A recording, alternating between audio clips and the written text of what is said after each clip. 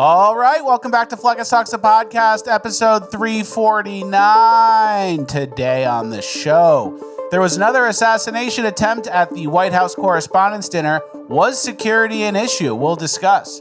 Then the NFL draft was over the weekend, and all of our able-bodied men turned out for it, even though there's migrants. Then in Cringe of the Week, a principal says a gay BDSM sex book is appropriate for his kindergartners. Not good.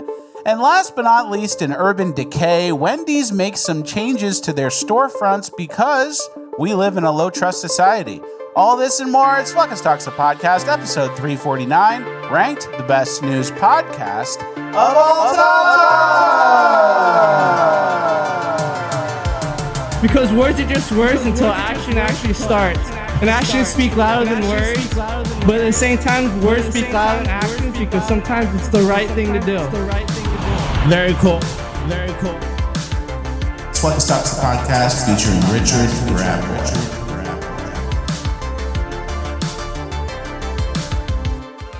All right, 1 for 1 on the intro, as always. Guys, fluoride.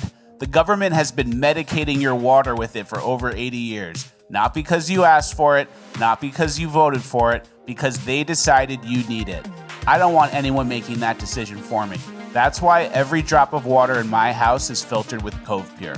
Over 209 million Americans are on fluoridated water right now, and here's what the science actually shows. In September of 2024, a federal judge ruled that adding fluoride to water poses, and I'm quoting the court directly, an unreasonable risk to neurological health.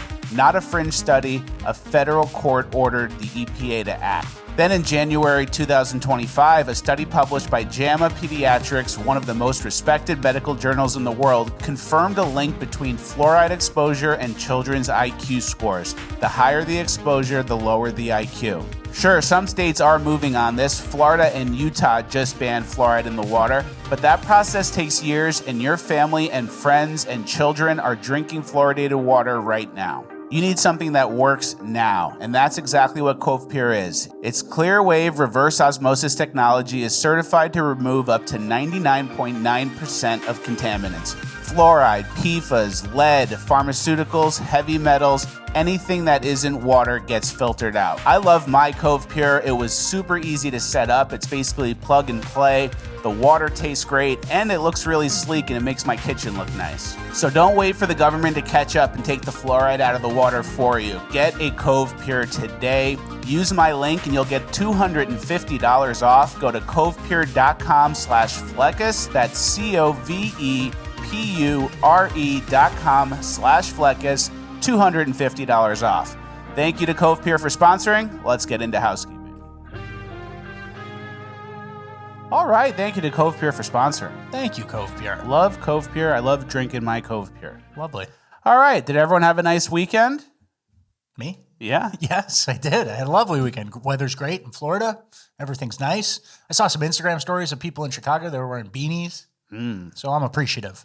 I'm appreciative too. Obviously, the White House Correspondents Dinner assassination attempt is the main story. We'll get to that later. Yeah. But that happened over the weekend, and then I was like turning on Fox News for it, and there's like people who have like bullshit weekend shows that no one watches, and then they have to get Hannity on the phone. I know. Hannah Pete calls in, and it's like, all right, get this guy off the air and put some real Fox News people on. For sure. So we'll get to that. We can kind of just jump right into it. We have a pretty big show, nothing crazy. Okay. You don't need to prepare them. They're here for us. You guys know what's coming. Yeah. But we do have a story I want to start with about Spirit Airlines. Yeah, so Spirit Airlines, if you guys didn't know, is going through bankruptcy and is looking to get kind of bailed out at the last minute right now. But a post on Twitter said, just in, the U.S. considers taking over bankrupt Spirit Airlines and using its fleet for military missions, New York Post reports. That's pretty interesting. So hopefully the illegals isn't going from Atlanta to Miami. Yeah. Well, and that's military, right? So the suggestion is, Officer Friendly tweeted, LMAO, is Spirit going to become the deportation fleet? And that's what we want. It's like a cheap bunch of planes. And I think we showed a graphic recently, a couple weeks back, about how the deportation flights have been picking up. So we could definitely use some extra seats, and what are they? Probably a bunch of 737s. And someone did the math online. There's 131 planes, so that's 25,000 person capacity on all of them. Okay. And if they ran 3 to 4 flights a day each, that's 10 million deportations in 1 year. Ooh. And obviously that's optimistic. In reality, Republicans will say, oh, we're actually going to do amnesty, not pass the SAVE Act, and use the planes to bring Haitians to Nebraska. Lindsey Graham's idea. He's MAGA. Yeah, imagine those planes in the hands of Democrats after we lose the midterms and then lose 2028 or something. Those are incoming planes. Those are incoming planes now. Yeah. So, well, it's nice. And then Spirit, I don't know what's going to happen. Spirit, just in general, I know they're going through bankruptcy, and I think they're still flying. They're still doing operations as of right now, and they're looking for a bailout at the last minute. But the government won't bail them out if we want their planes, for our own needs. But this might be like when Batman leaves Gotham City or something. All the Spirit passengers are uncontained and now on American and Delta flights. We might have had a good thing going there and we didn't even know it. So that's so true. I'm a little worried. And I think that maybe even the threat of getting deported on Spirit Airlines could make some illegal self-deport. Yeah. Oh no, the Wi-Fi doesn't work. I'll just go back to Mexico. Yeah. Or you're getting beat up by a pack of girls going to Miami, I'll just That go would back. assume that there's some regular operations going on side by side with the deportations, but... again, this is just I guess a little bit of a pipe dream, but it's plausible, right? This one's more plausible. This is first page of Housekeeping, not final page. Hoping for the best. Our next story is another example of hoping for the best. The new Attorney General who replaced Pam Bondi, Todd Blanche, is making some big promises. Yeah, and this is all from a New York Times article that kind of came out after he had done some of his first duties, I guess, some of his first actions as acting AG. He's been advancing the investigation into former Obama CIA Director John Brennan. That's a real bad guy, John Brennan. Yeah. Greenlit an inquiry into January 6th liar Cassidy Hutchinson. He's planning to go after former FBI Director James Comey again. Subpoenaing Fulton County District Attorney Fannie Willis's bodyguards soon. And I believe she may have had an affair with one of those bodyguards. Approved an inquiry into fraudulent Democrat fundraising platform Act Blue. That's a big one. And then just indicted the Southern Poverty Law Center. So the New York Times headline was Todd Blanche targets Trump's enemies amid jockeying to lead Justice Department. And it's Trump's enemies. And then there also are enemies. They're the enemies of the public. They're doing sketchy things. They did all the treason time. against America. Yeah. So to frame them as Trump's enemies, it's they're also the actors who came up and stopped the agenda of 73 million American voters, right? So the framing is a little interesting, but that list is solid. But this is kind of what you expect when you get a new AG. Yeah. You get all the promises. We're going to arrest Obama. Yeah. Arrest Obama. Yeah. That's one word, arrest Obama. And then what's going to happen? Well, we're not going to do it yet, or we're doing investigations. We're not going to do it yet. Midterms are coming up. We're going to lay off. But then after midterms, then we're going to get everybody. And then we're going to lose midterms. Trump gets impeached. They're going to win. They're going to have their guy go in, and then we go to jail. Yeah, something like that. Unfortunately. That's how I think it actually goes. But it's fun in the beginning. Yeah. When you get all the promises. Opium. It's like when Trey Gowdy was doing stuff. Oh, yeah. And he gets on Fox and we're close to arrest Obama.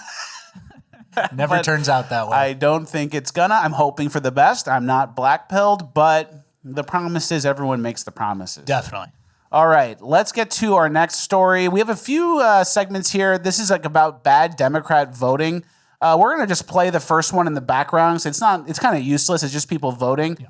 And basically, this bill was proposed, and all the Democrats opposed it. And the bill prohibits sex offenders from working where children are. Yeah, it says it prohibits registered sex offenders like pedophiles from working at businesses that provide services to children. And every single Democrat voted no. That's the Michigan House Bill 5425.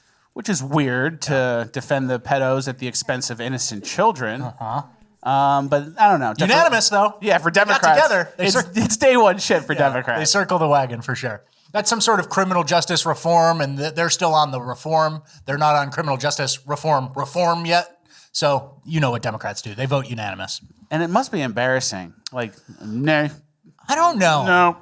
There's always a reason to justify it. Trump would want this, There's some throwaway reason that they work around in their minds of why this is good. Or they'll say they've already paid their debts or something, and it's so let's let one of the crimes with the worst recidivism rate, aren't you, if you're attracted to children, aren't you just still, right? So recidivism is always an issue, and that's why we have the sex offender registry and stuff like that.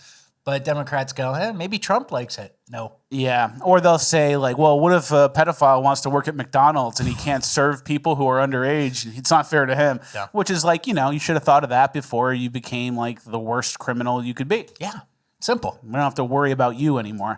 And then in Minnesota, Democrats voted to keep dead people on the voter rolls. Unanimous again to oppose removing dead people from the Minnesota voter rolls. And then somebody said it's time to pass the SAVE Act, but they all agreed. Dead people. There's not even a reason for it.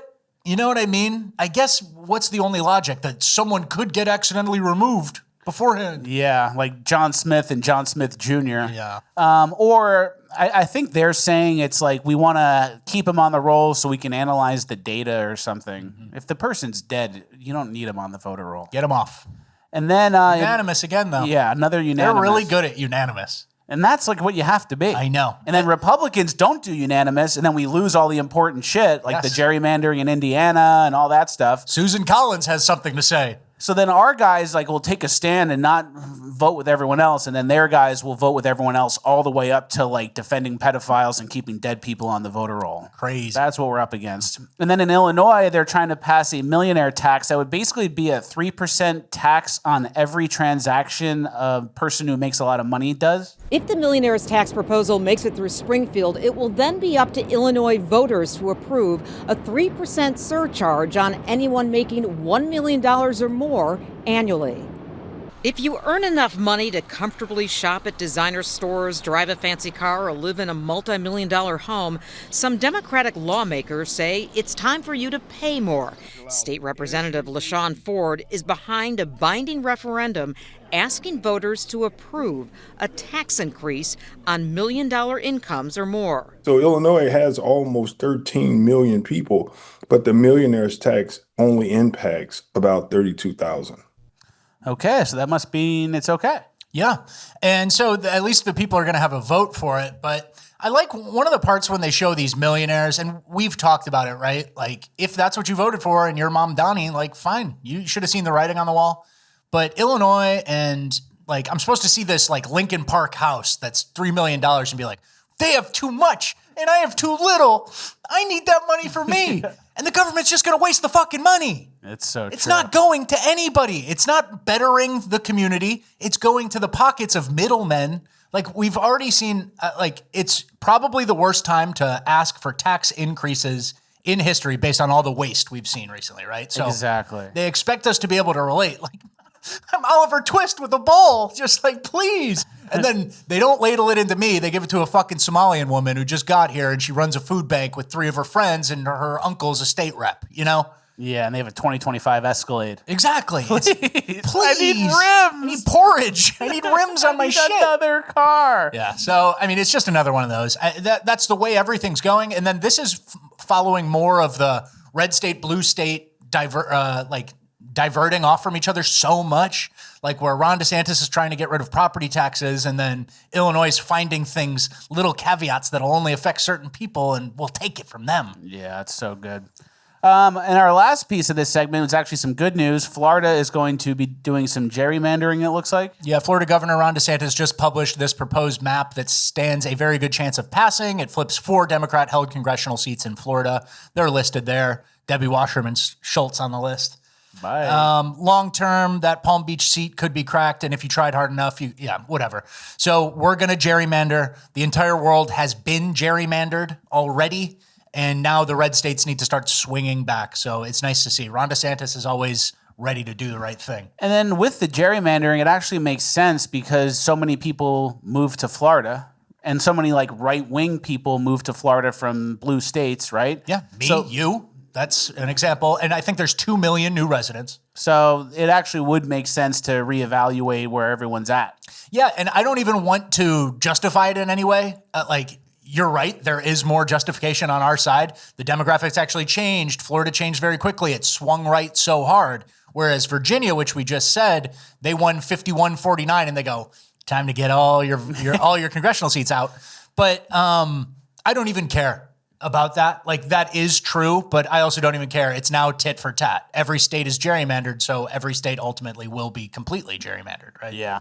Our next story is some good news and also a potential business opportunity if you're savvy enough. Can you read the headline, please? Yeah, it says eggs are about to turn negative, meaning you will soon be paid to buy eggs. And it's a chart of price of eggs, and it's down to 21 cents after peaking at $8 a dozen. Wow. So paying us to take the eggs, and obviously this won't be the same for years and years, but I'm thinking I already started clearing out my extra bedroom. I'm going to stack up some eggs, and then in 3 years when the Democrats are back in and eggs start going up again, who's going to be the Eggman and make all the money? They're going to come begging at your door. Please, Eggman, please, eggs are $20.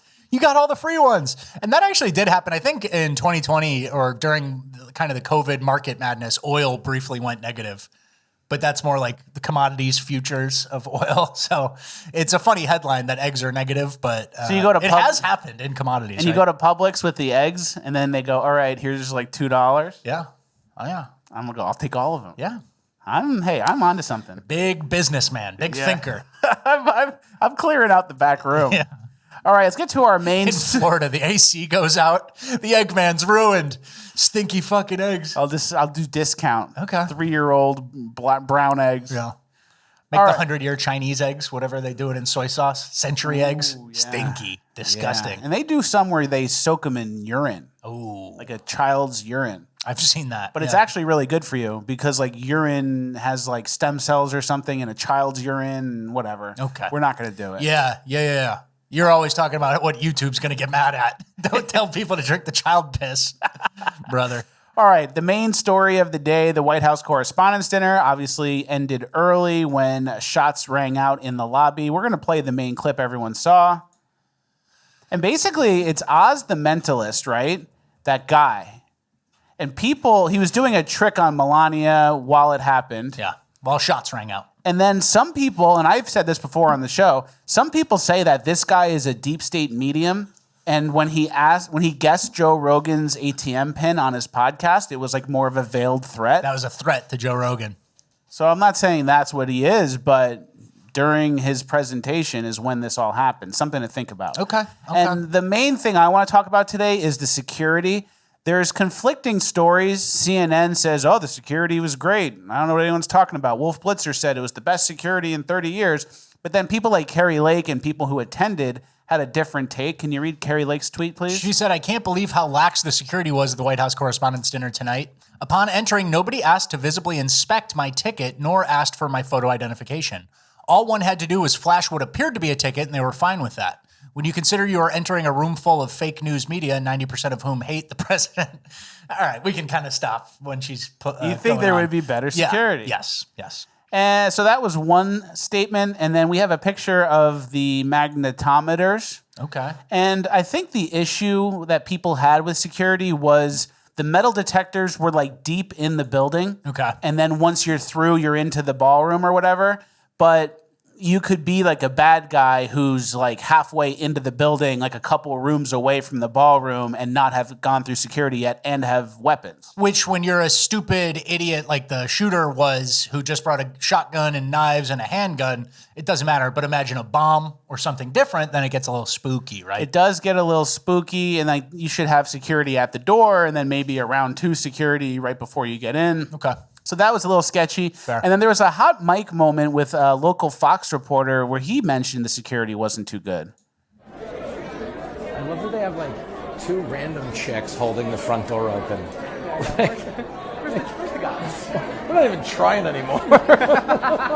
It's not even like, I just mean like they're not even like Secret Service people. It's like the girls who work here are holding the door. Even if it was the guys, it wouldn't even make it better. It's like So you get it. We get it. Doesn't sound good. 2 random girls at the door right before you get into Secret Service.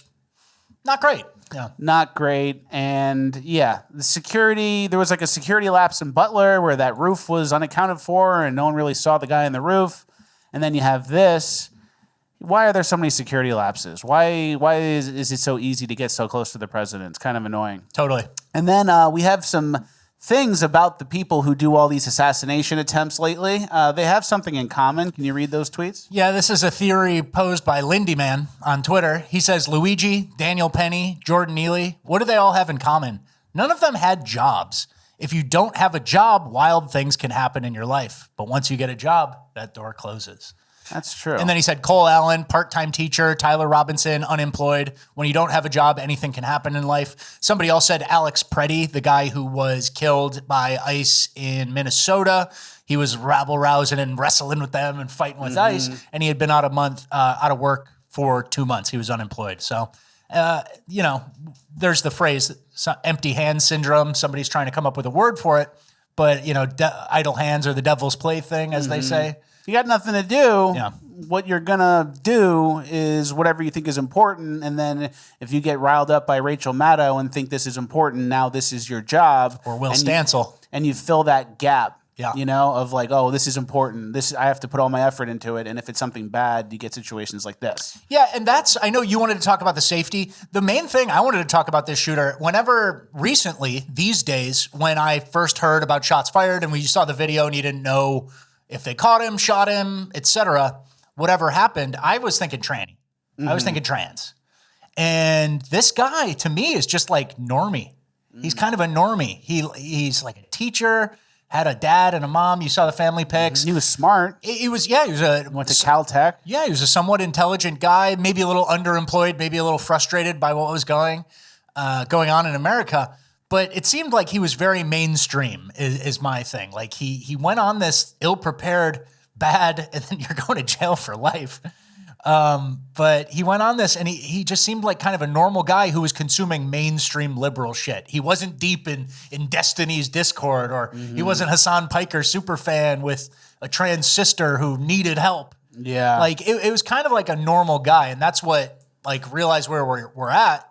And we're about to go into it. Like the left kind of reveres, and people have like bottles of champagne for the day Trump dies. Yeah. Stuff like that, like normal stuff on social media. And they're all like people who like, oh yeah, I'm going to process your paperwork for HR so you can get on payroll. She's just at your job. Like they're normal people. This guy's teaching your kids sometimes, right? Yeah, very true. It was very normie to me. It looked like a normal guy who just derailed his life for nothing.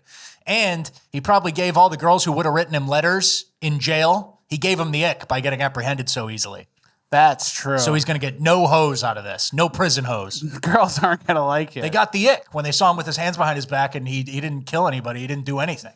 And then the way he like ran in too. Yeah. That was a little weird. So he actually gave his prison hose the ick. That's not good. Yeah. And there is a huge difference, like you mentioned, between how the left and how the right views political violence. And the left is just open about it. We have some new stats that are pretty crazy. Yeah, this chart says most Americans say it's unacceptable to be happy about public figures' deaths, but younger and more liberal Americans are more likely to call it acceptable. And you can see the chart here, very conservative, all the way down at the smallest, and then it goes up by as you shift leftward. Very liberal, almost 24% say always or usually acceptable. They're fine with it. They like celebrating. Yeah. They have champagne bottles. They think it's good. They don't see the problem because they're frustrated and they're losers. Yeah. And then that other tweet, that basically says the same thing, right? Totally. Yeah. And the guy released a manifesto like immediately after. And we're not going to read the whole thing. I'm sure you guys saw it. But there are a couple things I want to point out. Okay. He lists his target list, and he basically says like anyone in the administration from like higher seniority all the way down. But he excludes somebody. Yeah. Do you want me to just read that sentence? Yeah. So he's going through everybody in like Capitol Police, the National Guard, hotel employees, guests. Like he's not targeting that. But then he says administration officials, in parentheses, not including Mr. Patel. They are targets prioritized from highest ranking to lowest. Even he knows Cash is a loser who's about to get fired. You created a carve out for Cash Patel for some reason in the festo? Leave him out of it. He doesn't do shit. He's useless. I don't get it, man. And a lot of people are making fun of this. This guy is like a Reddit millennial. Hello, everybody. So I may have given a lot of surprise to people today. Let me start off by apologizing to everyone whose trust I abused. And it's like, bro, you'll be able to talk to him. You got wrestled down and you're going to jail. So you'll be able to talk to him. Yeah, but he's not wasting any time on Cash Patel. He's a shrimp. He's below me. I don't know what that shocked me. Yeah. So Me too. I read it and I was like, is this real? We're excluding Mr. Patel? Like, why? Is it because he's brown? yeah. And then he just had normie shitlib talking points like, I am no longer willing to permit a pedophile, rapist, and a traitor to coat my hands with his crime. Like, it's just like what you see your crazy leftist coworker say. Yeah. You know? And he took action. And luckily it was dealt with. Good job by the Secret Service. They got him quick. Definitely. Yeah. It was easy. It was certainly easy. This was light work. All he did was run in, and then I think he tripped and was combination tackled too. And he was ill prepared. He had some dumb shit on him, like a handgun and a shotgun, where he said he's using buckshot because he didn't want He didn't want to hurt people. collateral damage or something. Yeah. He was very thoughtful. So and that's part of back to he was a normal guy kind of stuff is he was a normal guy. And then, yeah, if you're going to plan something crazy like this, you have to be a little bit autistic, schizo, and like detailed. Seems like he just showed up. Did an Uber drop him off? What happened here? Yeah, it does seem like that. Our last clip from the event is Erica Kirk on her way out. I just want to go She's obviously very emotional, and she says, I just want to go home, and I'm never going to mock the widow of Charlie Kirk and do anything insensitive. But there is a thing, I just want to go home, and you're crying. Yeah. You should just go home. Don't look at me. You're besmirching a widow right now. Don't look at me. But you should just go home. And I think everyone wants you to just be at home. And like, what do you need to go to the White House Correspondents Dinner for? Every single person you see there, every single person you meet is going to go, I'm so sorry for your loss. Oh, I can't believe what happened. I'm so sorry. Oh, I'm so sorry for you. Like, that's going to be the interaction with every single person there. Yeah. So like, is that a fun night? I don't know. I don't think so. It's not a fun night. You're not in the media. You're not a White House correspondent. You're wearing like a sequin gown and you're crying and you're saying, I want to go home. Maybe it's time to just go home and just spend time with your family and maybe not go out in the public and do all these things so much because it's kind of not the place. Yeah, yeah. And that's the only thing I want to say. I'm not being rude. I'm not being illegal. I'm just saying, what's the point of going out and doing all these events? Fundraising or something? Anyone does is apologize to you. Does that feel good? No, hopefully not. Yeah. So maybe it's time. Things are chaotic, politically especially. Maybe it's time to just stay home. Okay. That was fair. I didn't cross the line. That was fair. You didn't cross the line. But I didn't join in. Yeah, you didn't join in. I didn't help you at all. That's true. All right, we're in our migrant section now. We have some new crazy numbers when it comes to illegals, legals, and foreign-born in general. Everyone has their numbers. It used to be 50 million illegals for us. Now Bovino says it's 100 million.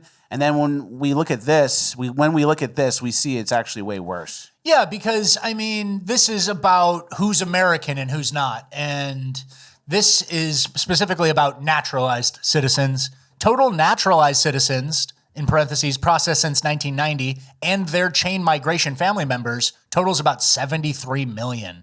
Total number of illegal aliens, not including anchor babies, 50 million. That's what he's using. That means before you even include all anchor babies, there are 123 million foreigners here. It's a lot. That's like one in one guy. I don't care if you're naturalized, if you have a thick accent and I can't communicate with you and we have nothing to relate to each other about because you're not really American, you know? Yeah. So that's like an insane number. And also, I think this graph only went up to 2020 or 2021. Yeah. So it didn't include the 20 million people illegally brought here by Joe Biden. Mm-hmm. Keep that in mind. We have the graph. But basically, everyone's a foreigner. 1 in like 1.5 people is a foreigner. Yeah, and then if you look at this chart, it says initiating versus chain migration. And so like initiating is the first person who gets allowed in, right? And then the chain migration is who they bring in. And so every time you bring someone in, it's basically 50-50 for all these, right?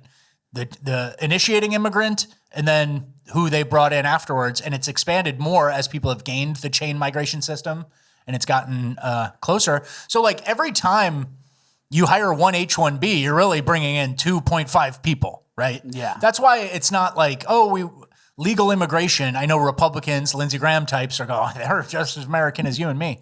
It's like, they're really not. We're in a housing shortage. We're in crazy financial system where everything got through zero interest rate environment for like 10, 15 years, however long that was, where asset prices have inflated so crazy. And it's like, well, just one immigrant for a job. And it's like, no, that's 2.5 people that you're letting in. So we just want to kind of make that note that chain migration is as bad as the like initial get in, right? Exactly. And keep in mind, like everyone kind of compares immigration to whenever their family came here. Yeah. And it's like, well, my grandparents came here in the 1920s. What's the difference? Like everyone can come here for opportunity. Well, when they came here, they worked and they built stuff. They built the cities, they built the highways, they built the infrastructure. They were doing stuff. Zero to little social welfare, if any at all, right? And no social welfare. And now it's all social welfare and there's nothing to build. Yeah. You can go pick vegetables on a farm. Like, I guess that's close, but we don't need the Empire State Building built. We don't need railways from California to New York. We already built all the bridges. It's already done. The bridges, everyone's good. And now we're just like at the end, We're not even at the using decline. We're not even using all of Detroit. Those are like, certain neighborhoods around Chicago, some old industrial Midwest towns, those can be revived. Yeah. Right. And we have some more context with this number because it actually is worse than 123 million. Yeah, this 123 million figure does not include resident, temporary / non-immigrant visa holders, 3.6 million. Lawful permanent residents, green card holders, 12.8 million. Protected twilight humanitarian statuses, 6 million. And then pre-1990 naturalized citizens and their extended family chains, 4.1 million. So that gives a total of 190 million. Half of our population is foreign-born or like just getting off being foreign-born. 400 million illegals. And that's why your mall looks the way it does. Have you been to the mall lately? Go check it out. It's a social experiment. That's why the mall is that way. And then there's legal and... Well, the problem is legal and illegal. We have H-1B map here. These are H-1B workers since 2015. We showed the map last time. This is what it looks like. Each dot is 100 people. They're dumping them. And it's all Indian. Remember, it's like 75 or 65 to 75% Indians. And then the rest are Chinese. And they're just loading up. Yeah. Look in the middle of the country. Oh, they go crazy, dude. Texas. California's already fucked, but... They load them up, and that's what it looks like in visual form. And then we get them here, and they run for office. Yeah. They get political power, and they don't even know anything like Ilhan Omar. The last time the Alien Enemies Act was invoked, it was used to detain and deport German, Japanese, Italian immigrants during World War XI. You didn't catch that? No internal process in that little brain spinning. To say two, how many world wars have there been? Quick. She paused, too. She did a pause. It's either 2 or 11. Better be safe. I'll just go with 11. Yeah.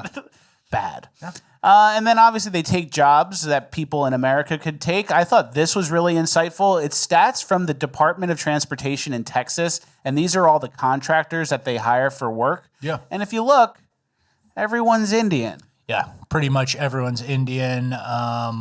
Apurva Sangani, Mahesh Dawari, Ziba Sheikh, Nashwar Reddy. It's everyone. I mean, this isn't really good podcast material, reading a list of Indian names you can't pronounce, but that's Texas's Department of Transportation, and that's how quickly it gets hollowed out. I see a Brian Irvin. Yeah, he's at the top. He's at the top. And then he sold it out, and then everyone else is Venmuri, Vendula, Siddiq, Reddy, Garg, Dushant. Raj. There's a Nisaraj Thompson. Yeah. So I guess it goes half and half. But that's the Department of Transportation in Texas. You telling me that Texans can't work at the Department of Transportation in Texas? Haven't they been doing that for like 200 years? I guess not. Now it has to be all Indian because they have the skills that we don't have. And then this is something we've talked about for years at this point. We don't live in a high trust society anymore. And a big reason is because we're bringing in all these people from faraway places that don't live in high trust societies, and we're expecting them to magically turn into high trust people. And we have some stats here about that. Yeah, this started in a Twitter kind of interaction where Cremieux said, I would like to live in a high trust society. The decline of trust is something worth caring about, and reversing it is something worth doing. We should not have to live constantly wondering if we're being lied to or scammed. Trust should be possible again. And then someone came in and replied and said, high trust societies are only possible when the average IQ of a society is above a certain threshold. You can hope to have one with hordes of migrants from low trust cultures, the same way you can hope to flap your arms and fly. Nice dreams, but impossible. And you can see where the average The y-axis is interpersonal trust, percent agreeing most people can be trusted. And then the x-axis is average national IQ. And you can see some of them, Norway, Iceland, Finland, Denmark, Sweden. The Scandinavians really know how to get along and trust everybody. Those are smart. And you know where their IQ's at. And then Taiwan, Japan, Asians, hitters. Strict. They trust each other a little less, though. They're even higher IQ, and they trust each other a little less. And there is a thing, too, where if you break the trust, the government kills you.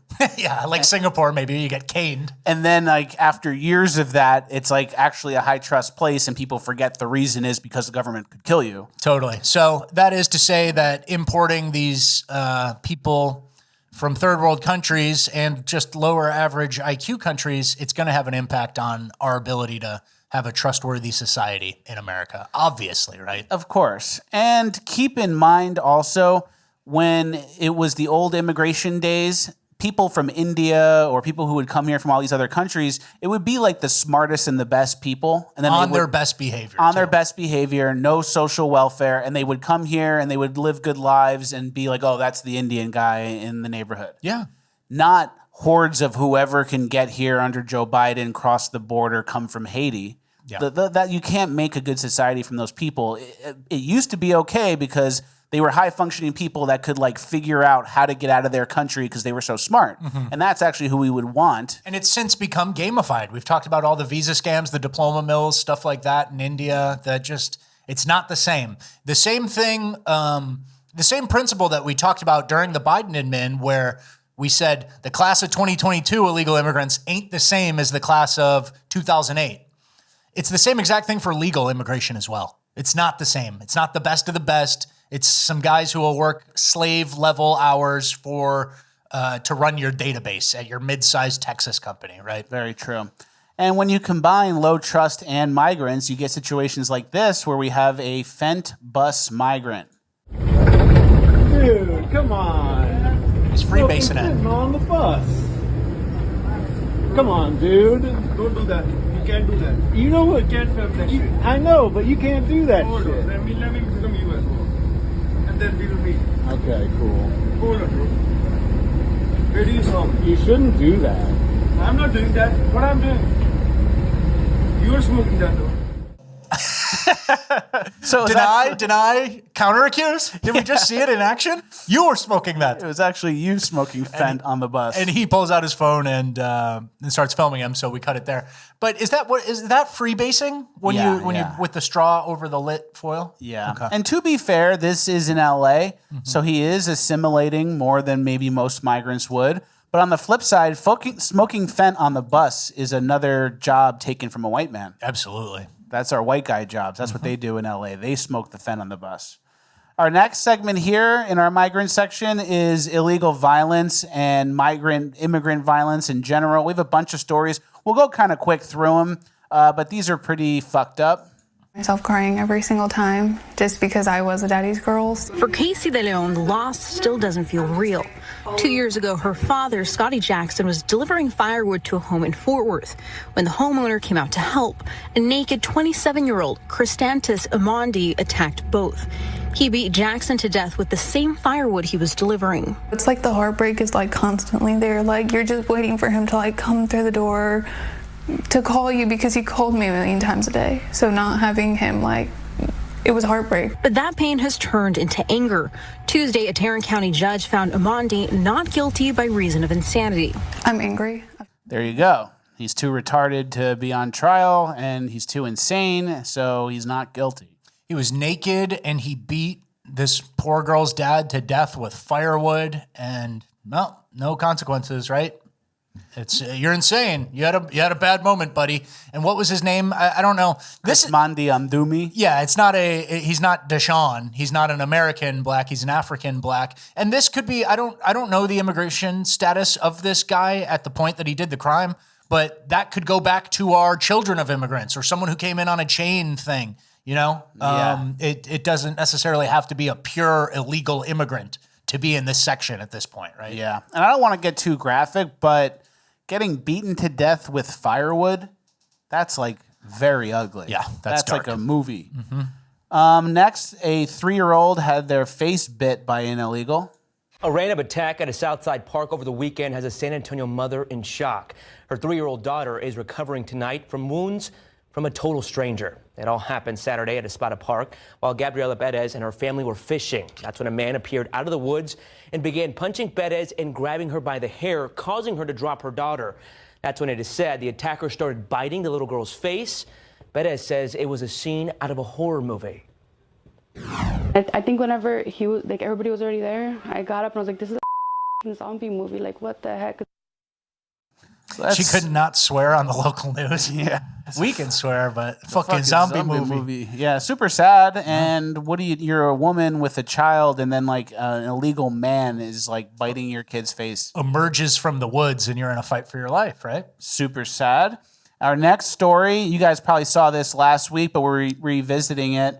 A 15-year-old girl had her head slammed. She was slammed on the ground by a migrant who wouldn't give her a phone number, I believe. Yeah, that's the story. So let's just play the And I video. believe this is the child of immigrants. Right? I just gotta smack the shit out of you right now, right? Do it. No, you stand right here. You will. No, you stand right here. You stand right here. Oh no, she got your pussy. Let's go. Oh, word? You got pussy.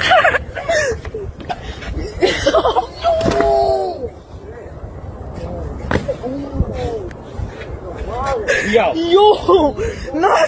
Everyone's laughing and filming. Mm-hmm. And then stomping on a girl's head, you know? And the kid got apprehended, and then they were interviewing his mother, and this is how she defended him. Did he say why he stomped on her head? She's been a bully to him. That's it. She's been a bully to him. Yes, from in the classroom of the classes what they have, and some messages what I sent to his phone from her. We learned she's been a bully to him and pushed him down, and he fell. So then he picks her up because of that and stomps on her head. That justifies that? No, they were what I learned is like they were friends. They're not friends overall in general because they go to the same school. All right. So she can't even speak English, and Yeah, she's got some weird accent. What is that? I don't even know. nothing good, and she's defending the son. Yeah.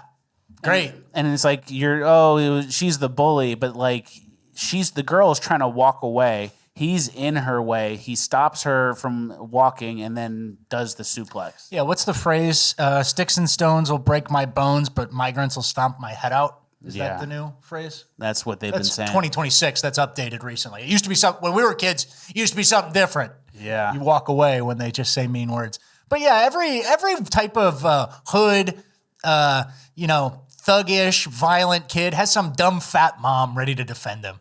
White people don't do that shit. That's so true. They go, "What happened? I don't know. I never saw this coming." This is like, you don't know the story. That head stomp was justified, right? Arrest this woman like you arrest the parents of a white shooter, right? That's so true. And then our last one, we're going to do this in bonus land. Okay. So the last one was an illegal RAPE story, and we're going to cover that in bonus land. It was bad. It was bad, It was guys. not good. All right, well, that is the end of our migrant section. We're now moving on to the final page of housekeeping, where I can say whatever I want. Use the opportunity to tickle the post. Help us juice the algo. Leave a like, leave a comment again, then start yapping. P.O. Box needs to be full. Notifications need to be on. Old episodes need to be watched. And the link to this episode needs to be sent to the boys in the group chat. See? Got to pay you extra for that. So you have to get a license or something. I know. All right, I had a little bit of a fried rice breakthrough over the weekend. Okay, tell me about it. And I want you guys to listen and hear me out. Okay. A fried rice dish where you basically have a 1-to-1 ratio of meat to rice. Oh. Heavy meat ratio, loaded up.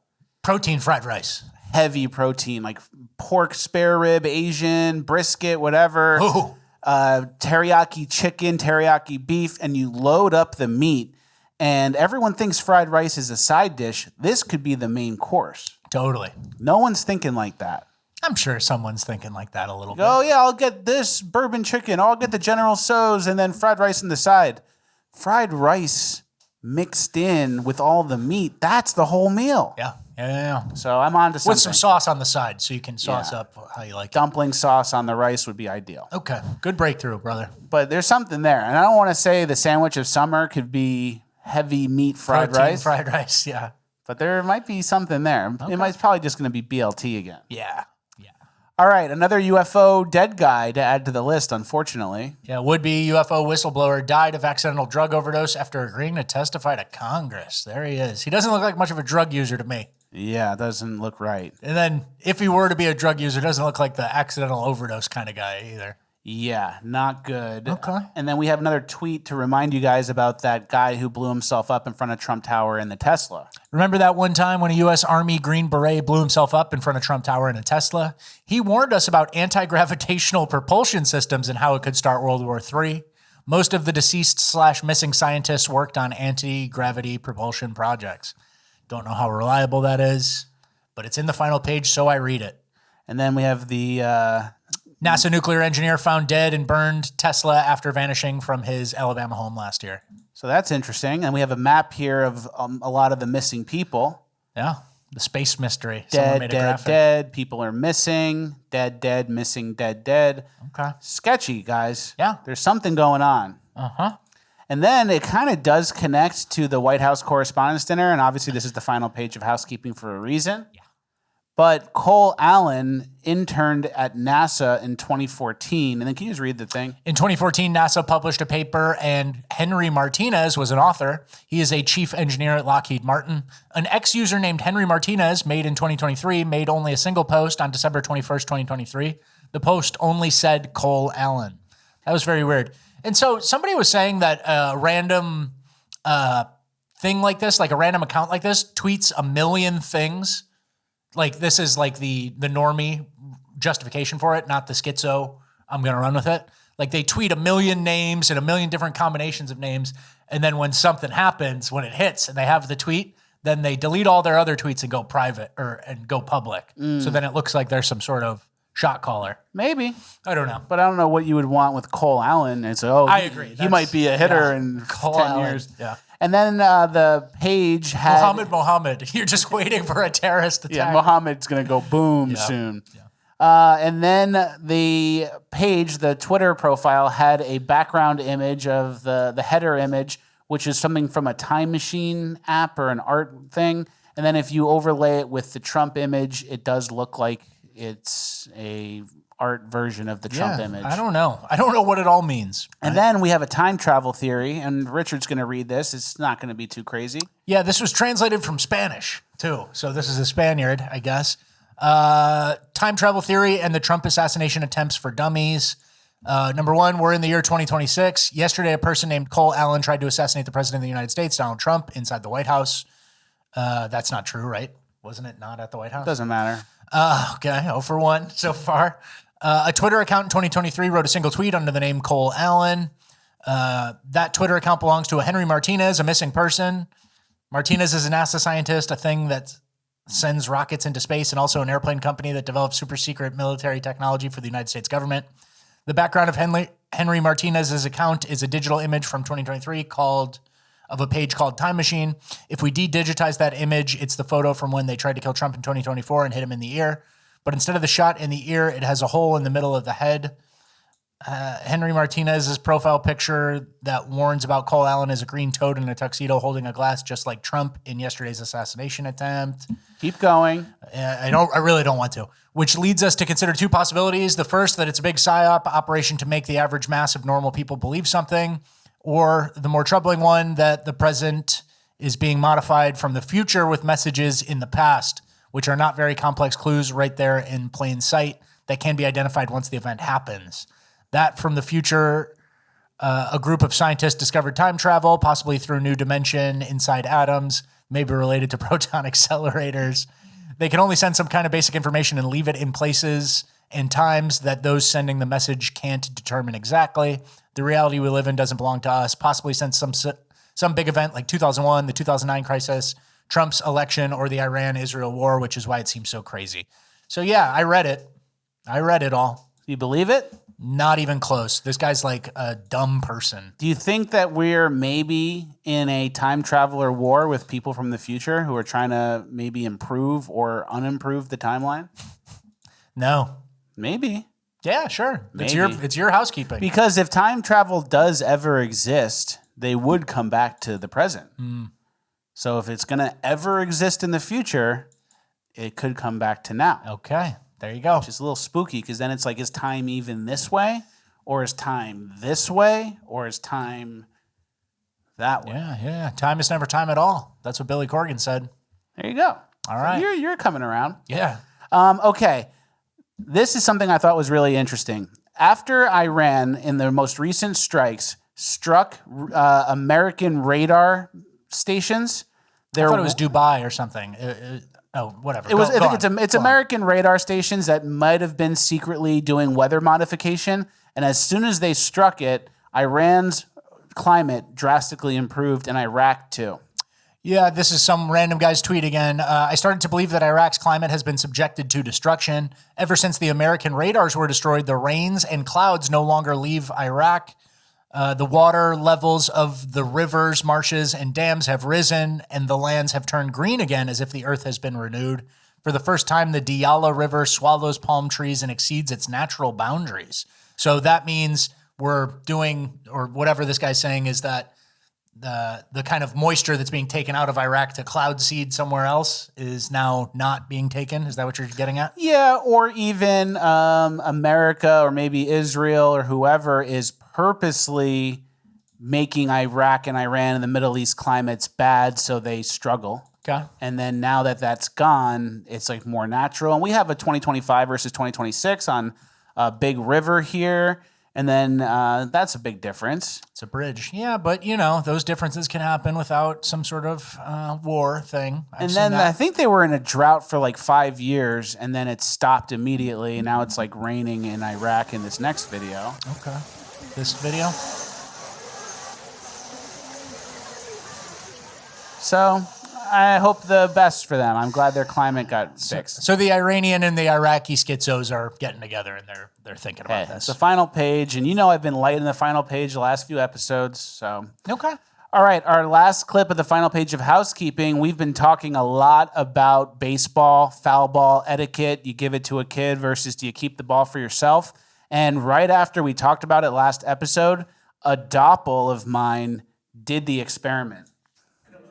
So he wrestles the ball and rips it out of the hands of an old man. He looks like me, beard, same weight. And people are shaking their head, and even the announcers are like, not good, brother. So it's good to see how it played out. Yeah, everyone hates him. You see what's going on? Everyone hates him. He's a scumbag. It's not worth it. All it is a little baseball anyway. Yeah. And you got to give it to the kid, and I'm glad that guy did it, and I didn't have to. Yeah. And we, after having this discussion, me and Fleccas went to a game on Friday night, and we were watching every foul ball, and I would go, wait for it. Boom, the guy hands it to a kid. And so Fleccas was learning a lesson. And then we were there, and there were no kids within like 50 feet of us. So it could have been your chance. Yeah. So I could have taken it. And then tell them what happened when a foul ball went over our heads like 40 feet away from us. Yeah, tell them what happened. There was a foul ball. What goes like this. It was out of range. You wish.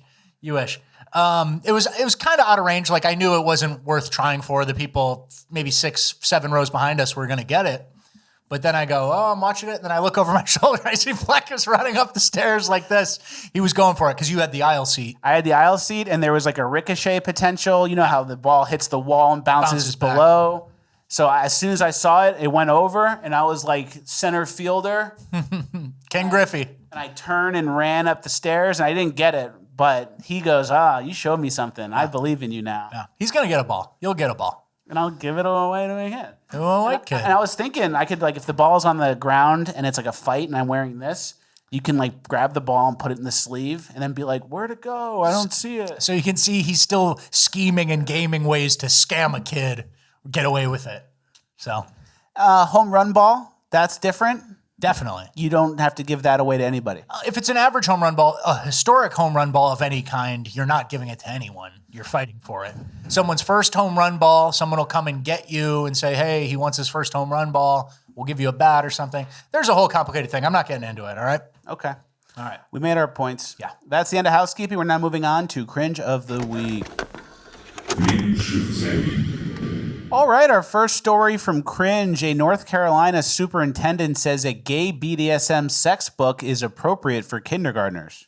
And BDSM making out is currently available in your elementary schools. So is sexual imagery allowed or not? Dr. Price, you're looking at the picture. You got the guys in the key council. I'm not sure what I'm looking at. You're not sure what you're looking at, but you're okay if you're kindergarten looking at. Is this your goal? Is this what you want kindergarten through 4th grade? I mean, is this the goal? Is this the curriculum? Is this the studies that you want Chapel Hill Cargo School is known for? I don't understand what the challenge is. I see a pride flag, I see community, I see two couples who appear to be in a loving relationship. They're not breaking any laws, they're not hurting anyone. That's certainly something a child may see in their community. So I'm not sure, what the challenge is there. There you go. And it sounds like someone wrote that response for him, kind of told him what to say. But according to him, these are things a child would see in the community. And that's part of the problem, too. Yeah. If you go outside, two wrongs making a worse wrong. Yeah. We have to teach kindergartners about it, too. When kids go outside, they're going to see leather daddy twinks. Leather daddy twink BDSM shit. Yeah. That's what's going on in Texas. That's normal. North Carolina. In North Carolina. It's Indians and it's BDSM leather daddy shit. Yeah. You kids need to be prepared for the real world, right? And I love repeat offenders. Yes. Yeah. We should add someone in there who just got out. He just got out and he's going like this. A random puncher needs to be in this kids book. And I love watching people do liberals love doing this. I don't know what's wrong. I need you to spell it out for me. I see community. I see stuff that kids see. I see a pride flag. You know what it's about. Yeah. You know what it's about, you fucking idiot. Does it need to go to a kindergartner, right? So it's just so over, and they play this little game when they get instead of being like, if you're a reasonable leftist, you'll be like, all right, not kindergarten. All right. 6th grade. That goes in 6th grade. I don't know what I'm looking at. But if he doesn't know what he's looking at, then he doesn't have to explain anything, and then the problem keeps going. So yeah, total horseshit. And then calling him doctor. Doctor, should kindergartners have this? And he goes, I don't know what I'm looking at. It's like a whole game of titles and bullshit. Yeah, doctor, should kindergartners see the BDSM leather daddy gay shit? Yes. Yes. That's basically, it's yes. You get deported. The answer is too. yes, but he can't say yes. Yeah, you get deported for that too. Yeah. And then the woman's reaction during this, yeah, it's like a brief moment, but it's kind of like, what the fuck are you talking about? Why do we have to do this? No one's normal anymore. And then every time, like we've talked about limited bandwidth for like the Trump administration, right? Every second, some people are doing this little political dance around culture war issues is like a moment you're getting ripped off by a supplier who gives you the chicken tenders, right? When you're distracted, it's easier to slip by other shit. Fraud, maybe a teacher's making fake invoices for 10 years. And you don't know anything about it because you're arguing with Dr. Rice or whatever his name was about the BDSM leather daddy in the kindergarten book. So bad. Yeah. Our next clip is kind of similar. An Oxford professor has imposter syndrome. Yes, I'm in the process of putting a website together, and that is proving to be much harder than it probably should be. And the problem I'm running up against is some imposter syndrome. Classic. Basically, what does it mean to be an expert in something? Because it's really not obvious to me at what point I could describe myself as an expert in something. I have expertise in things, like I've been teaching plenty. My chemistry is pretty solid, but I think I still have this feeling that declaring myself an expert in something is a little bit uncomfortable, and I don't quite know. Yeah, it's a little uncomfortable. I think maybe part of that is the huge fake rubber breasts. Yeah. That could be part of the imposter syndrome. I don't think it's maybe about the chemistry you teach. I think you're probably pretty good at that if you're teaching at Oxford. Yeah. But the imposter syndrome could be the nail polish lipstick and giant fake tits. Yeah. He opens up his phone, turns it to record, and says, I have imposter syndrome. Oh, really? I could see that. About chemistry. What? Okay, man. Your body's chemistry? Yeah, I don't know. No. The giant silicone chest plate you're wearing, bro? Because, yeah, I would agree. You have imposter syndrome. But maybe him and Dr. Rice can get together and plan some curriculum for kids. I don't know. Yeah, we agree. You have imposter syndrome. Your chemistry is a little off. Yeah. The curriculum. I thought brain chemistry because you have giant fake tits and painted nails. I thought that's what you were talking about, being an imposter. Oh, I guess I can't relate at all or help you. Yeah. I don't know much about PhD level chemistry, so I can't even be the judge. But how you look, yeah, it's pretty easy. And that's not like that great for you. You don't like that type.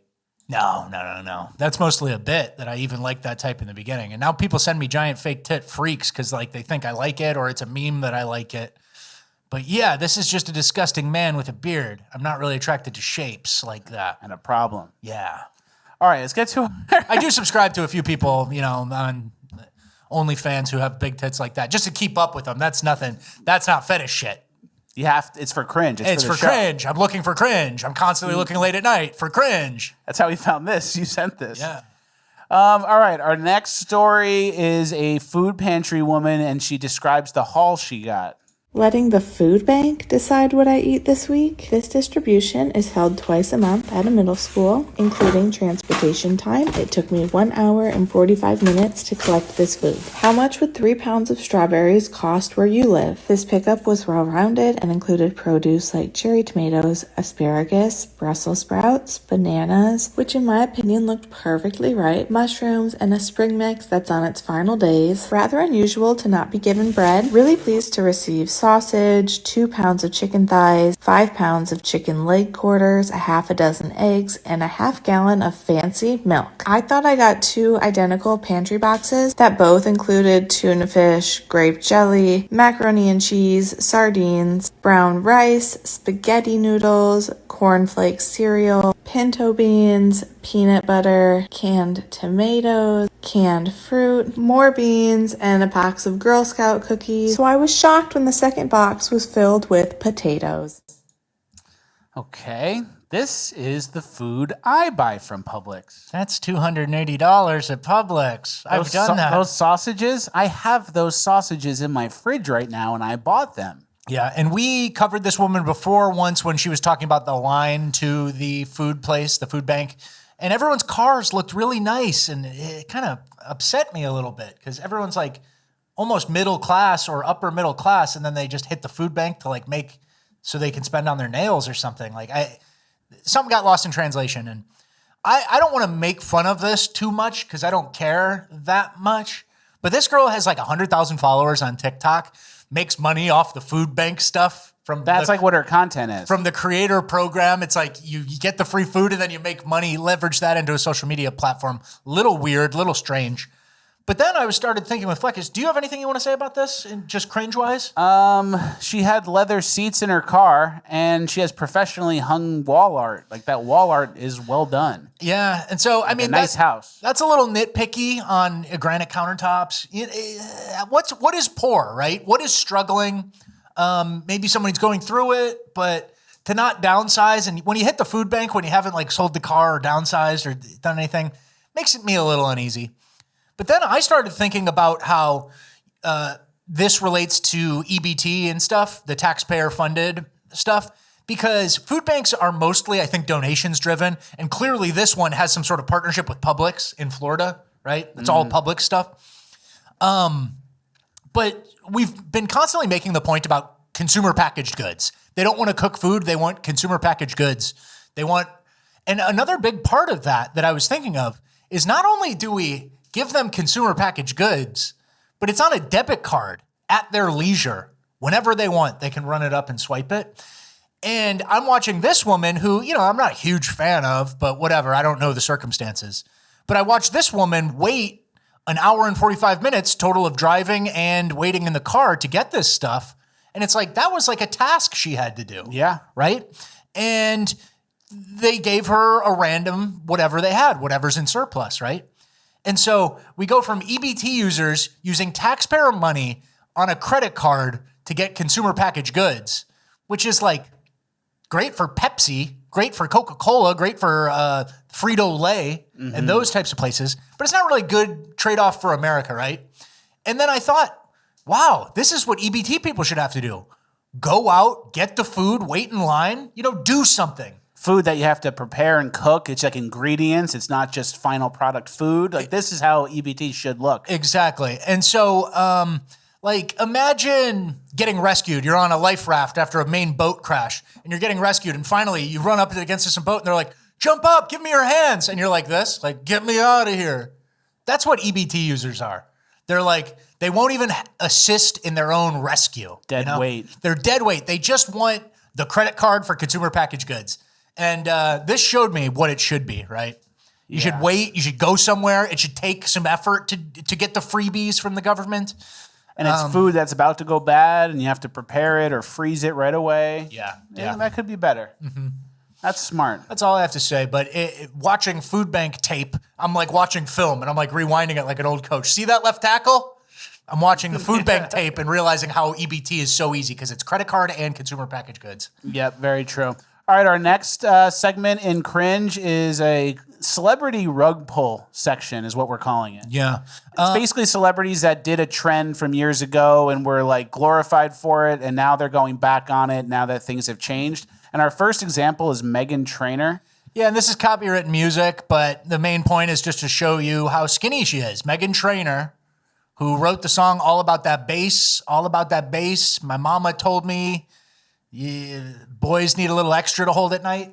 And the bass is like your fat ass. Yeah. She's rail thin now, and she's promoting new music, rail thin. Rug pulled her whole audience. She was singing to fat girls and gay guys. And she goes, well, I'm all about that bass until Ozempic was released. Rug pulled you. It's over. Body positivity, that was for fat losers. Yeah. I got medication now, You right? could do it too. Just spend $3,000 a month. Yeah. Like I did. Yeah. Trainer, Ozempic, Retatrutide, whatever sort of stuff. So she rug pulled her audience a little bit. And there were all the lyrics were about how big and thick and how it's better and how it actually gives her more confidence. Turns out that was all horse shit. Never fucking meant it, right? Yeah. And then our next example is Pete Davidson, who's getting rid of all of his tattoos. Yeah. Do you even want to play this? We don't have to even play the clip, but he went on Jimmy Fallon to talk about it. And basically, he spent $200,000 to remove his tattoos, and he still has 70% left, apparently. Yeah. So he spent $200,000 on like the first third of it. This is what he used to look like. Here's a picture of how he used to look like. And it was just bullshit scribbles, whatever random stuff. We famously talked about the Hillary Clinton tattoo he had on his forearm. Gone. Rug pull. Rug pull. And then if you're his audience and you think it's cool and you want to be like him and you get it, just get it off. Just spend hundreds of thousands of dollars to get it off. It's $200,000, really painful, like 40 sessions. You can do it. I rug pulled you. You can do it. Yeah. And then also I want to make one point before we move on to our last celebrity rug pull. Tattoos in general, like you're when you decide to become a tattooed person, like I know some people have random small ones, a little thing, a butterfly. Me and my sister got a butterfly. Whatever type of stuff you're up to. When you become a tattooed person who's got like boom, boom, boom everywhere, you're basically signing up for a lifetime of managing those tattoos. Because at a certain point, like say you went through a 4-year period where you got a bunch of tattoos. Now it's like 8-9 years from now. Now all your tattoos are faded kind of at the same time or in worse condition. And so you either have to refresh them, do something over them, add to them, make it interactive.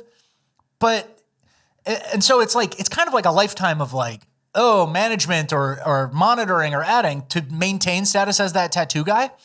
And it's just kind of weird because you end up most of the time being like a 45-year-old lady or guy who got like a 4-year stint of tattoos. And most people don't keep up with it is what I'm saying. And unless you're like a tattoo artist or something, and then you run out of space.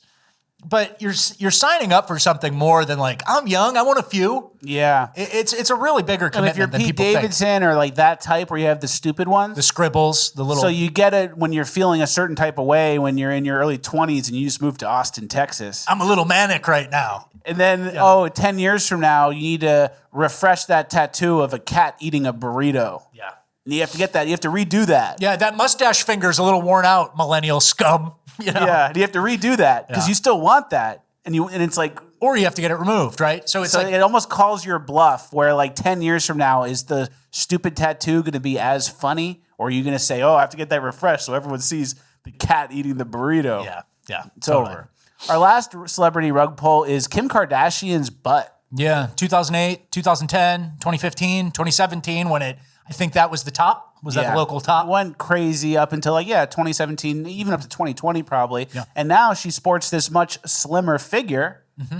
And obviously she's a trendsetter. Obviously people do whatever she does. The huge butts have been crazy. BBL business. Stinky rotting BBLs. Stinky BBLs. And now she's slim. Yeah. And it's just like, oh yeah, guys, I think being slim is cool now. So just spend $400,000 on reverse plastic surgery. Yeah. So, hey, Rug guys, pull. and it's not like much of our audience is looking to celebrities for kind of like the trends or whatever. But yeah, they'll rug pull you. Don't even, they won't think twice about it. And it'll cost them. It'll cost them to go back and forth. It does cost them, that's for sure, because they like to do a good job. Mm-hmm. All right, our last segment. I'm sure Kim's surgeon is the best. Probably the best in the world. World-leading ass surgeon. Kim Kardashian's got him. 100%. You have stinky BBL guy in Miami working out of a strip mall. Yeah. And you're... Went to Turkey for $4,800. And your stuff's rotting. It's rotting. All right, our last story. We're going to be quick. We have the video playing here in the background. 300,000 people went to Pittsburgh, for the NFL draft. Mm-hmm. And it wasn't even an NFL game. I don't think there were even players there. It was just people standing around to listen to the names called. Yeah, Owen Schroyer said a mosh pit of men standing around waiting to hear names listed that they can access immediately after online. The NFL draft is the worst and most overhyped event in sports. Yeah, you're basically waiting for like some former older player to come read a name off a note card, and I guess people went. Of like a guy who slams into someone else good. Yeah, a 21-year-old black guy who's functionally illiterate but made his way through Oklahoma State. Yeah. Something like that. And the bigger issue here, and I'm sure you guys kind of know what my take is going to be. Yeah. You can't do this with all the migrants. We just got 123 million is the number we said earlier, right? So there's migrants. Yeah. So like all of our able-bodied men, I've never seen them get together for pretty much anything except January 6th. And now they're getting together for this sports bullshit, and there's 100-something million migrants, illegals here. And we have a meme, my sports team is better, and then everyone's a migrant. Yeah, you're surrounded by Indians and Mexicans and whatever, foreigners who don't speak your language. And I'm less of like a hater. Like you could enjoy things. Everyone loves going to a baseball game in the summer, have a beer, nice time with your friends, family. But we were joking that the guy who checks your ID to get into the draft will go, oh, ID, please. And then he looks at it, he goes, you're good. And do you know about the migrants? And they go, yeah, I do. I'm here. I'm on a break. Yeah. And then if you don't know about the migrants, sir, you're going to have to go. You can't enjoy these sports. You know about the 100 million migrants that are here, the illegals? You do? Okay. You're good to go. You're good. Come on. It's like what they do when you're in the emergency row on an airplane. Yeah. I need a verbal yes that you know about the migrants. That's exactly what it's like. And then you can come enjoy the draft. And then these last two stories we're going to do in bonus land too. Okay. Cool. I just wanted to make those points about the migrants being here and then people still enjoying their life. Order of operations. We have an order of operations. All right. Well, that's the end of Cringe. We're now moving on to Urban Decay. All right. Our first story from Urban Decay is a Looney Tunes Urban Decay story. Long Island woman throws dynamite at sleeping boyfriend and his hand is blown off trying to save himself. Real Elmer Fudd, anthill, black smoke in the face, except this guy lost his hand and some of his arm. A deranged Long Island woman is facing up to 25 years behind bars for tossing a homemade dynamite stick at her sleeping boyfriend, whose hand was blown off as he tried to get rid of the explosive. Her name is Kiana Waddle, 35 years old, and she was found guilty. Waddle had threatened to use dynamite against her then-boyfriend multiple times in the months leading up to the incident, but he never expected his lover to follow through on the threat, the DA said. The pair both left the unidentified victim's apartment after their March 22nd argument, but he eventually returned and went to sleep, according to authorities. That's when Waddle threw the explosive device into his room. The boyfriend woke up a little while later to a hissing sound and then saw a flame on the floor that he couldn't put out as time ticked away, police said. He tried to pick it up and toss it outside, but the makeshift bomb exploded and blew apart most of his hand, police revealed. That's sad. He threw out the window and it came in the other window like in Looney Tunes. Yeah, there was a fake wall that he was supposed to go under, and he pushes it down and it comes out the other drawer. It's real Looney Tunes shit. And then waking up to hearing the wick going off is true Looney Tunes shit. Very Looney Tunes shit. There's nothing to say other than the Urban Decay people are doing Looney Tunes bits now. Yeah. That's really it. There's no deeper level to this story. There's no lessons learned about The first time your girlfriend threatens you with dynamite, you take it seriously. It's not one of those cases. Yeah, that's true. She did threaten him first. It's just pure urban Looney Tune dysfunction. Very true. Our next story, this guy captioned his video, "Revenge for Slavery on the Subway." And this is copyright music. He wrote on it, but this was in Chicago. And he comes to check on what's happening on in another car, and then people are just stomping out a white guy, getting sucker punches in. They're up on the roof. And then... And, he's on the ground, but he's not done yet. You got to hit him 40 times while he's on the ground. Head kick, attempt.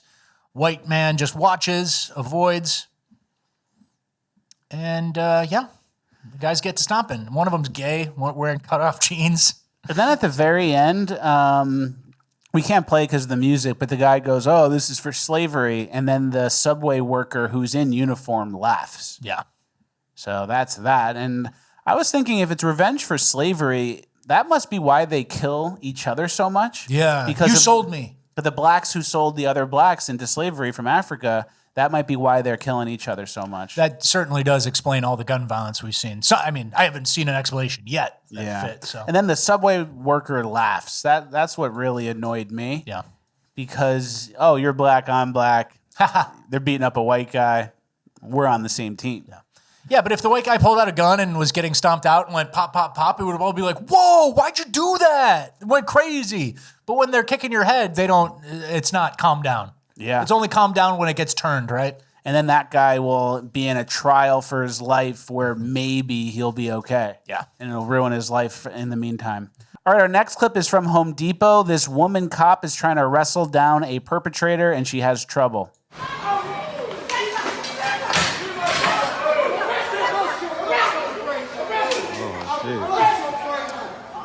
Makeshift weapons.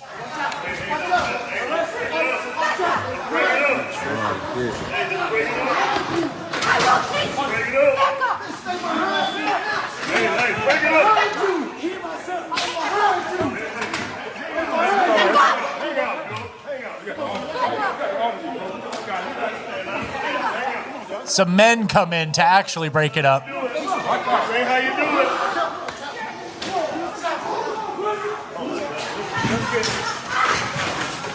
And here's where it gets interesting. They basically pull the woman cop off. They pull the woman cop off so they can deal with the guy.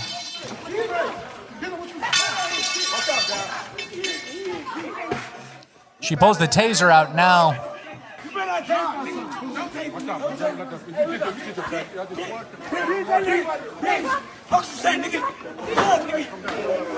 Taser, baby, taser.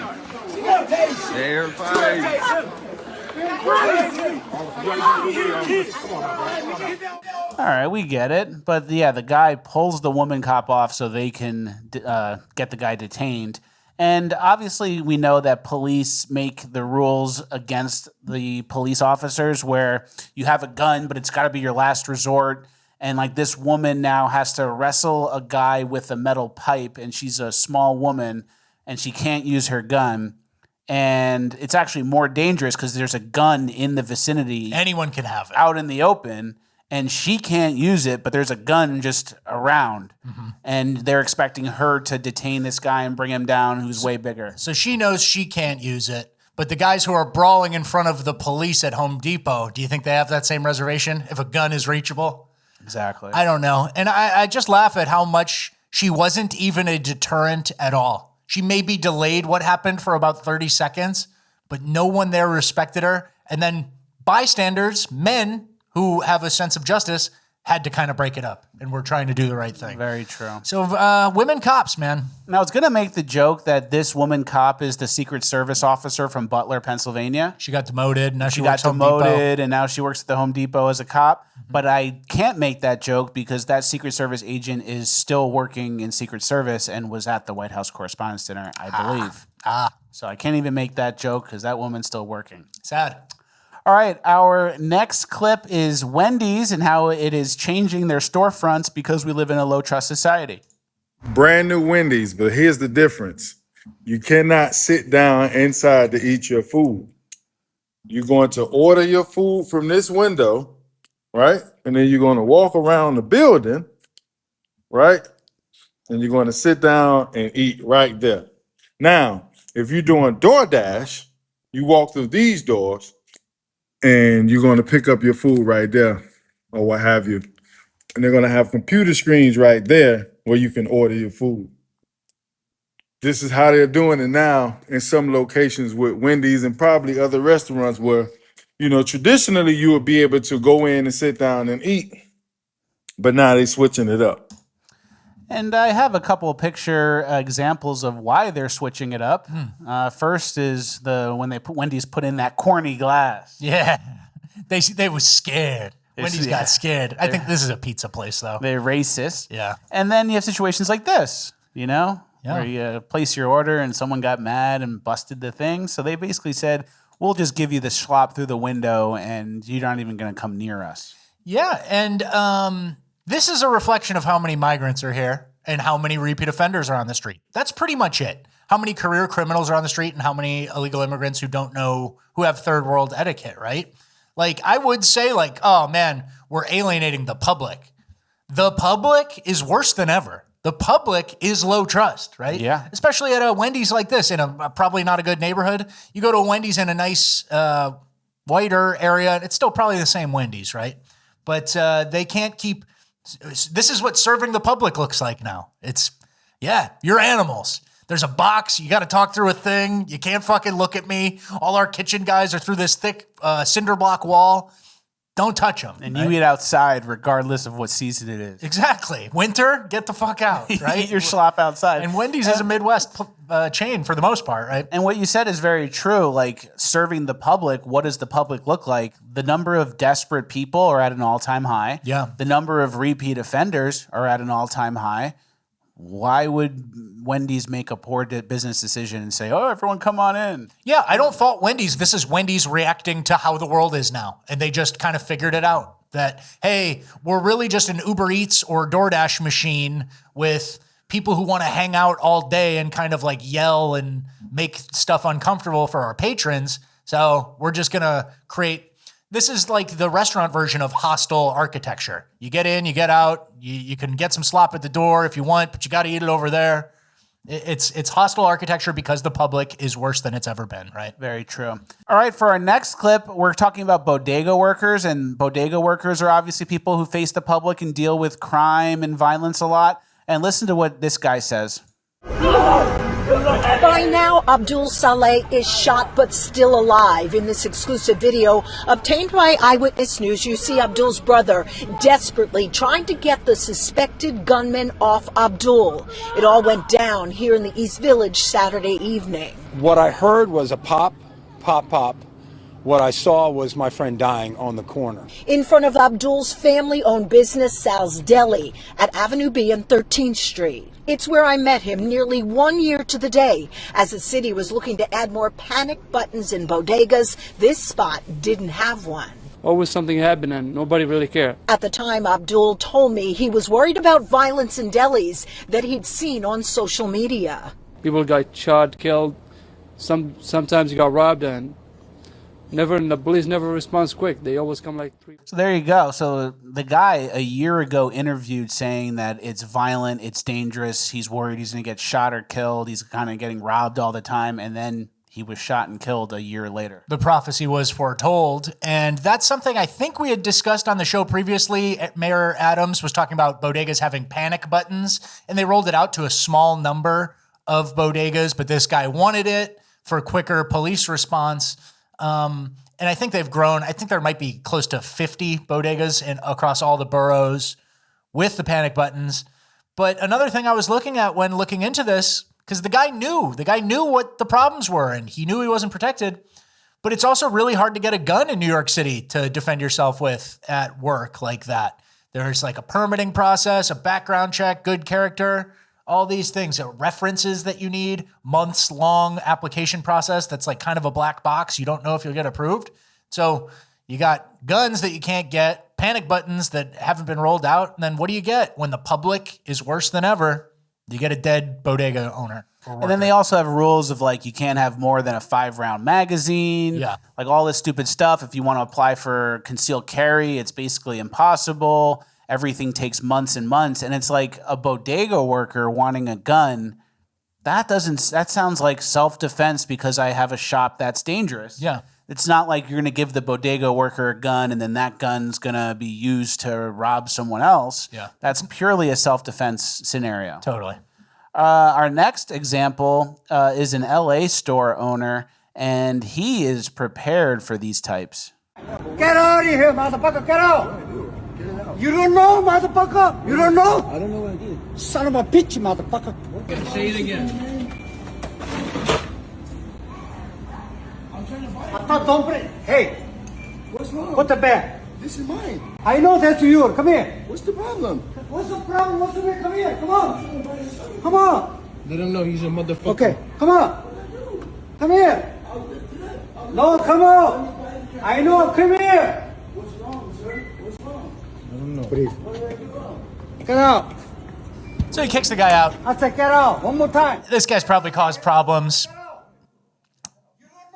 before in the past, but Korean full fit. Yeah, full military fatigues. Looks like the handle of some kind of weapon. Dual pepper sprays, multiple like Leathermans or tools, a knife on his belt, a whistle. Whistle is underrated. That just annoys people. And he's got like a weightlifter's belt on or something to keep his back upright. This guy goes into war every day. He doesn't go to work. And I wonder what made him hate people of color so much. Yeah, he came in here, 1971, dressed like this. Just started doing it. He was militant as fuck. No, obviously, the people tested him, stole from him, did as much as they could, and this is a response. This is a response to the public going like this, with repeat offenders, migrants, thieves, right? Very true. So that's a pretty good section. Yeah. That's like, the public is worse than ever. Like, and then also, you know how sometimes boomers or elders give bad advice, like just go knock on his door, go shake his hand, give him your resume in person. Like I wouldn't, if I had a daughter, I would not be telling her to go work retail or go work public facing stuff these days. I'd say find a job, go be the golf cart girl. Except even that's a little, you know how they get, the old men. But yeah, Go find a job in the basement. It's not that, hide away, hide. It's not the time to be interacting with the public, right? Well, unless you live in a homogenous state and city with nice other kids, right? Exactly. And that's actually something that goes for pretty much every job. Like when we talk about teenagers getting removed and replaced with migrants, like no teenager wants to work a job where there's the 40-year-old pizza delivery guy, there's two migrants, and then she's the white teenager, right? You want to work with people who are all kind of like you, same level, doing the same thing. Like a bunch of kids working at the ice cream shop At the or pizza place. Chick-fil-A. Yeah, exactly. Very true. All right, our last piece of Urban Decay is kind of where Urban Decay meets Uplifting Gold. It's an uplifting story. There is going to be a crackdown on fraudulent SBA loans that were given out during COVID. Yeah, today, this is from Kelly Loeffler. She said today the SBA referred 562,000 borrowers to U.S. Treasury for collection on $22.2 billion in potentially fraudulent pandemic-era loans, marking the largest debt referral in SBA history. The action ends a years-long de facto amnesty scheme by the Biden SBA, which refused to refer the portfolio to either Treasury or DOJ, even though the loans were both delinquent and internally flagged for suspected fraud. Under the protection of the Biden admin, none of the borrowers were compelled to repay their debts, and fewer than 1,000 faced any inquiry from law enforcement until today. This is a historic referral, blah, blah, blah. At the SBA, we will continue working to claw back every dollar of PPP and COVID EIDL funding owed to American taxpayers. That's good. So, guys, we covered it as it happened. And this is $22 billion-ish, 562,000. That average loan amount is around $40K. And so this is, some could be bigger than others, but remember all the PPP stuff we showed you, the LLCs getting loans that were completely forgiven that are 100% fraudulent. Here's one. Free Money LLC, Money Rain Entertainment, self-employed, New Wakanda LLC, Rich Kang's Entertainment. We've already shown you guys all this. I just wanted to refresh your memory. Who Got the Streets Management? That was a $20,000 loan. for a one-person job that's been less than 2 years. These guys did PPP scams like it was their job, the black community, Atlanta, places like that, Miami. Mm-hmm. And we've read these tweets too. Black people got PPP loans last year, and most went to Miami 3 times, got chains, had seafood boils, went to Denver to get high, LMFAO. But I'm supposed to believe reparations are what's going to save us. LOL, give me a break. This girl said, y'all call it PPP loan fraud. I call it reparations. Y'all call them scammers. I call them freedom fighters. So it's about time, right? The whole de facto Biden era thing where, yeah, we're just letting it go. Whoever got it, got it. It's like, no, this was a crime. And imagine getting your wages garnished for a 2021 Hellcat you don't even have anymore. Or that's just like completely fucked up and doesn't even drive. You didn't change the oil, you didn't maintain it, or the hubcaps got taken off, the rims got stolen. So justice moves slowly. But again, this is so funny because instead of digging in and moving forward on a new policy we want, we're cleaning up past shit. Yeah. Right? Which it has to be cleaned up. I'm totally for it. Kelly Loeffler, good job. But yeah, it's like you can't move forward unless you clean up what's in the past. And a lot of these people were just bold-faced scammers, right? Yeah, very true. Well, that's the end of Urban Decay. Don't get too down or too depressed. We're moving on to Uplifting Gold, and we have uplifting stuff today. Our first story is from Tennessee. Tennessee officials have officially passed a bill allowing the use of deadly force to protect your property. So now maybe criminals think twice. Yeah, that's the type of stuff. Stealing your shit. Yeah, that's the type of stuff that a Tennessee legislature sees after that guy, the one story where the guy chased the kids into his garage and now he's getting charged with murder. Tennessee goes, not here. They were on your property. Yeah, there's your property and you have the right to defend your property. All right, our next clip is something that's very inspiring. This is a blind skateboarder who doesn't let his disability limit his potential. Here he goes dropping in. Obviously, he has to keep track of where he's going. No.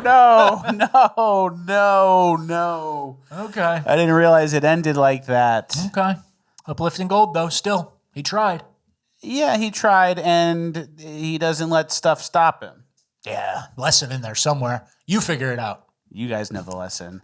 Okay, our next clip is the genetics of a pointer coming through early. He's on point.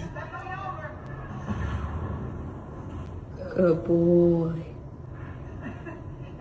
Oh, he's logged in on it. Look at him. Isn't that cool? Yeah. It's because of his genetics. Yeah. He remembers. Blood memory. Yeah, his ancestors.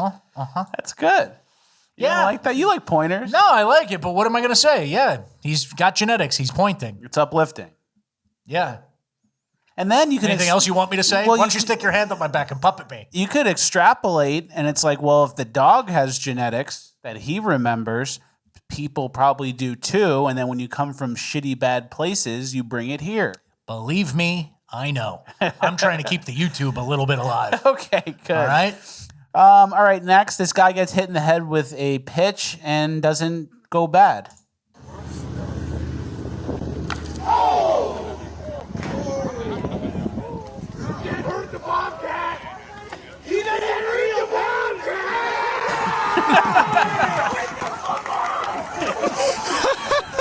Can't hurt the bobcat. Good shit. Isn't that cool? Yeah. That's great. That's masculinity, you know? Yep. And our last clip is the Pure Americana clip of the week. This is a couple or a family who gets spam calls and then created like an app or a procedure for the spam calls to get them on endless loops and waste their time. So check this out. So I get all these spam calls from on this phone number all the time, right? Yeah, a bunch of them, right? So what I've done is I've created a script in JitBit. What this is going to do is it's going to call them back, right? It's going to wait for them to answer. Thank you for calling Express Floors. It's going to interact with the prompts automatically. And when they answer, it's going to play Rick Astley, Never Gonna Give You Up.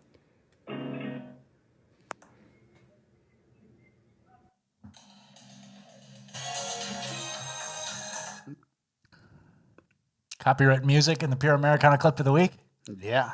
So we couldn't play that part, but They call back the scammers, and then they waste their time with the music, the Rickroll music. Good. That's Americana, and that's like a smart guy who knows how to use computer. Mm-hmm. Knows computer. And it's a little spam call reversal. Okay, lovely. Couldn't play the music, but that's funny. That is funny. All right, we have some shout outs. Okay. Happy birthday to Garrett on April 27th. He turns 34. Happy birthday, Garrett. Happy birthday, Garrett. Garrett rhymes with ferret. Yeah. You knew that? I remember that from my childhood for some reason. I don't know. Happy birthday to Steve McDonald. It was last week, and he's the one who sent us the stickers to the P.O. Box. Thank you, Steve McDonald. Excellent job. Excellent job, and I use those stickers, and I give them out to show watchers whenever I meet them. I give them out to family and friends, and I don't make them myself, so the only stickers I have to give are from you. Yeah. So I owe you, because that's lore that I can't give away on my own. Okay. Happy birthday to Jessica C. on April 29th. She made the mistake of marrying Corey, unfortunately. But Corey gets in trouble if he watches the show without her on Tuesdays and Fridays. So they have a nice little thing.